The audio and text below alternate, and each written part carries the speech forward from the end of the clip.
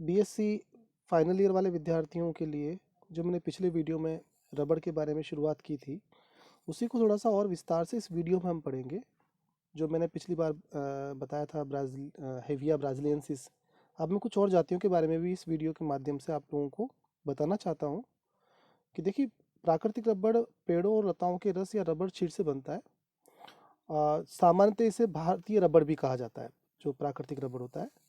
Euphorbiaceae है, कुल है, आर्टिकेसियाई है, एपोसाइनेसी है, तथा कंपोजिटी कुल के कई बड़े बड़े वृक्षों और लताओं से की झाड़ियों से रबर शीट से रबड़ प्राप्त होता है। मैं ध्यान रखिएगा, रबड़ का मतलब केवल टायरों वाले रबड़ नहीं होता है। रबड़ का मतलब ऐसा जिससे अनेकानेक चीज़ें प्राप्त बनाई जा सकती हों, वो भी रबड़ है।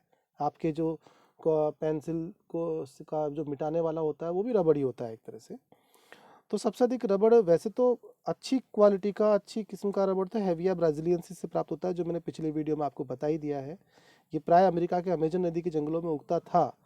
अब वहाँ अब भी प्राकृतिक रूप से उगता है, लेकिन अब भारत के त्रावणकोर, कोचीन, मैसूर, मालाबार, कुर्ग, सलेम और श्रीलंका, खासतौर पर श्रीलंका वाले जो इलाका इलाका है, क्षेत्र है, वहाँ पर ये बहुत बड़े मात्रा में अब उगाया जाता है और इनकी खेती की जाती है। 5 वर्ष का हो जाने पर पेड़ से रबर क्षीर निकलना यानी लेटेक्स निकलना शुरू हो जाता है। लगभग 40 वर्ष तक निकलता रहता है। 1 एकड़ में लगभग 150 पेड़ लगाए जाते हैं और उनसे 150 से 500 पाउंड तक रबड़ प्राप्त होता है। एक पेड़ से प्रतिवर्ष प्राय 6 पाउंड तक रबड़ प्राप्त होता है। अब मैंने आपको ये भी बताया था कि रबड़ कोई एक ही प्रजाति से प्राप्त नहीं होता, कई और अन्य प्रजातियां भी है जिनसे रबड़ प्राप्त होता है। हालांकि उनका जो प्राप्त रबड़ है वो क्वालिटी में थोड़ा इतना अच्छा नहीं होता। उनमें एक दूसरा पेड़ है फाइकस इलास्टिका। ये भी पीपल के समान ही वृक्ष है। फाइकस इलास्टिका एक तरह से इसे रबड़ वट भी कहा जाए तो ज़्यादा ठीक है, रबड़ बरगद भी कहा जाए तो ठीक रहेगा। ये भी पूर्वी एशिया में खास तौर पे पाया जाता है। वैसे भारतीय उपमहाद्वीप क्षेत्र में ये ज़्यादा उगता है।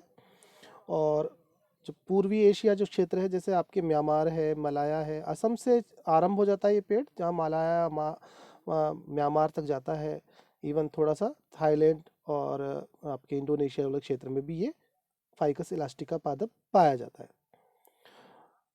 इसमें इसके इसके अलावा भी कई प्लांट है। मैनोटी ग्लोजियोवी है, ये अमेजन घाटियों में टेंगानिका जो क्षेत्र है वहाँ ये पाया जाता है। कैस्टिला अलेई नाम का प्लांट है, ये भी अमेजन और मैक्सिको और मध्य अमेरिका में पाया जाता है। माफ कीजिएगा। एक आपकी किक्सिया इलास्टिका है, ये कैमरून्स में है, लेडोल्फिया से है। इसमें कांगो से यहाँ जो क्षेत्र है वहाँ पे रबड़ प्राप्त होता है। इनके अतिरिक्त अन्य कई पेड़ों लताओं से भी रबड़ प्राप्त होता है, पर वो इतना क्वालिटी का रबड़ नहीं होता है। ये दो डायग्राम है जिनकी मदद से मैंने बताया कि इसको किस प्रकार से प्राप्त किया जाता है। देखिए, इसमें इस प्रकार सर्पिला आकार में इस पर कट लगाए जाते हैं जिससे ये रबड़ प्राप्त किया जाता है। इसकी विधि किस प्रकार है वो ये देखिए आप। पेड़ों के जो जो तने होते हैं, उनके जो छाल होती है उसको थोड़ा थोड़ा काटना पड़ता है। रबड़ शीर लेटेक्स उससे प्राप्त होता है और उसके नीचे कटोरा लगा दिया जाता है जिसमें रबड़ शीट इकट्ठा होता रहता है। रबड़ शीट यानी लेटेक्स। लेटेक्स में सूक्ष्म रबड़ की मात्रा लगभग 32% रहती है। रबर शीट पानी से हल्का होता है और इसका विशिष्ट घनत्व यानी 0.978 से 0.987 तक होता है। मैंने आपको पिछले वीडियो में बताया था। रबड़ शीट में रबड़ के अतिरिक्त रेजिन, शर्करा, प्रोटीन, खनिज लवण, एंजाइम रहते हैं। पेड़ से निकल ये भी मैंने आपको पिछले वीडियो में डिस्कस किया था। पेड़ से निकलने के बाद रबड़ शीट का परीक्षण आवश्यक है, अन्यथा रबर शीट का स्कंदन होने से जो रबर प्राप्त होता है वो उत्कृष्ट कोटि का नहीं होता है।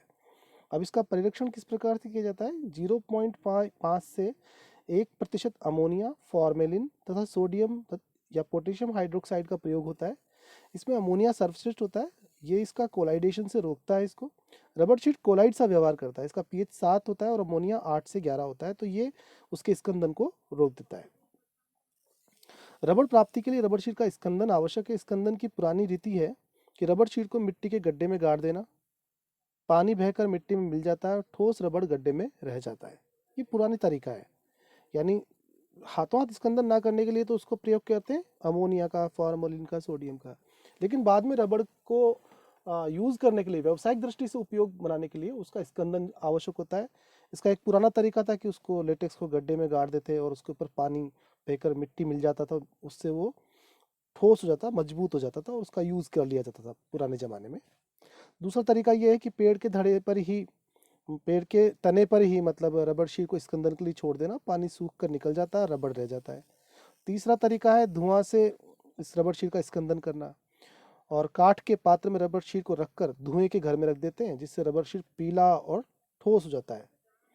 और आधुनिक रीति में स्कंदन के लिए रासायनिक अम्ल, अम्लीय लवण, सामान्य लवण, एल्कोहल आदि उपयुक्त होते हैं, और एसिटिक अम्ल, फॉर्मिक अम्ल, हाइड्रोक्लोरिक अम्ल उत्तम रूप से इस पे कार्य करते हैं।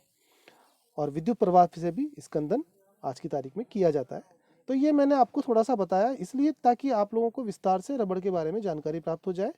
और मेरे जो नोट्स हैं उसके माध्यम से हमने पिछले वीडियो में चर्चा की थी, और अभी जो मुझे जानकारी मिली है इस वीडियो के माध्यम से जो मैंने आपके साथ शेयर किया है, इसको भी मैंने आपके साथ शेयर करना उचित समझा, ताकि रबड़ हमारा ठीक ढंग से तैयार हो जाए, और क्योंकि इस पर क्वेश्चंस बनते हैं, और साथ ही साथ ये आने वाली जो प्रतियोगी परीक्षाएं हैं उसमें भी बहुत महत्वपूर्ण प्रश्न इस चैप्टर से बनते हैं। वल्कनीकरण है या जो इसकी प्रक्रिया है, इसके बारे में हम अगले वीडियो में अध्ययन करेंगे ही, जो हमारा अगला वीडियो होगा। तो हम नोट्स के माध्यम से भी अध्ययन करेंगे, और जो मुझे जो जानकारी प्राप्त होगी वो भी मैं आपके साथ शेयर करूंगा।